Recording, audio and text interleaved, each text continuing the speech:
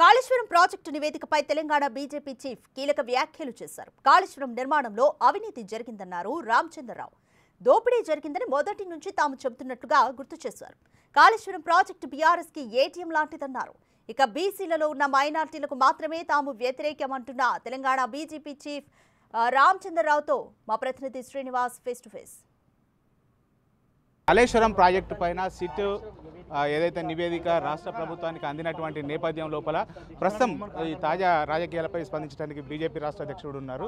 Sir చెప్పండి, ముఖ్యంగా నేను సిట్ విచారణ సంబంధించినటువంటిది మీడియా సమావేశం లోపల కూడా బహిర్గతం చేయడం జరిగింది. ఇందులో చాలా సార్లు కూడా మొత్తం పూర్తిగా అది కేసీఆర్ మీదనే మొత్తం నడుస్తున్నటువంటి నేపథ్యంలో ఎట్లా చూస్తున్నట్టు ఇప్పుడు నివేదిక అనేది కేవలం క్యాబినెట్ ముందు ఉన్నది. నివేదిక ఎప్పుడైతే అసెంబ్లీలో వీళ్ళు పెడతారో అప్పుడే దాన్ని బహిర్గతం చేస్తారు. ఆ నివేదికలు ఏమున్నది ఏం లేదు దాన్ని మీరు చూడని చెప్పలేము. కాబట్టి దాని మీద స్పందించడం అనేది ఈ సమయంలో అది మంచిది కాదు.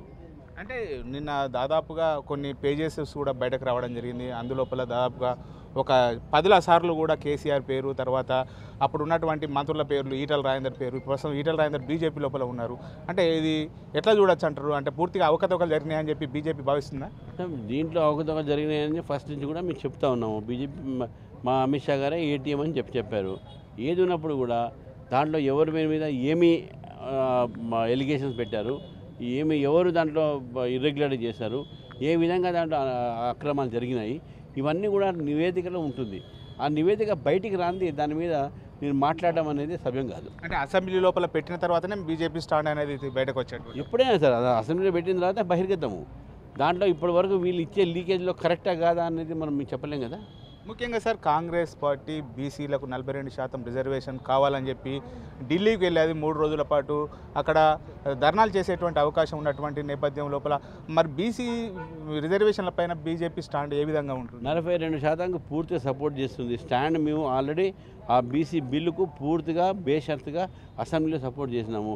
అప్పుడు వీళ్ళు 10% ముస్లిం అని చెప్పలేదు, ఇప్పుడు 10% ముస్లిం అని చెప్తున్నారు.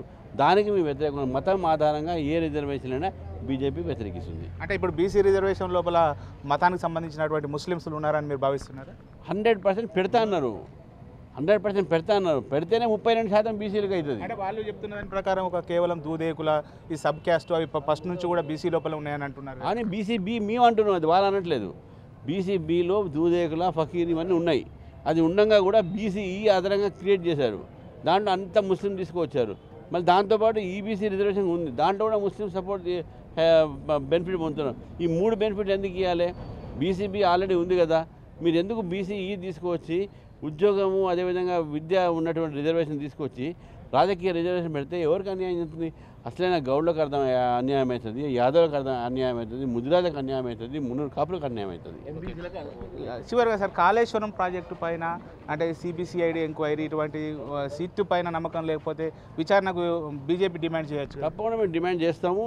ఈ యొక్క సిబిఐ రిపోర్టు సిబిఐకు ఇవ్వాలని. కానీ రాష్ట్ర ప్రభుత్వంలో ఒక జియో ఉన్నది, అది కేసీఆర్ గారు పెట్టింది. జియో మా పర్మిషన్ లేనిది సిబిఐ ఏది మాత్రం ఇన్వెస్టిగేట్ చేయవద్దని.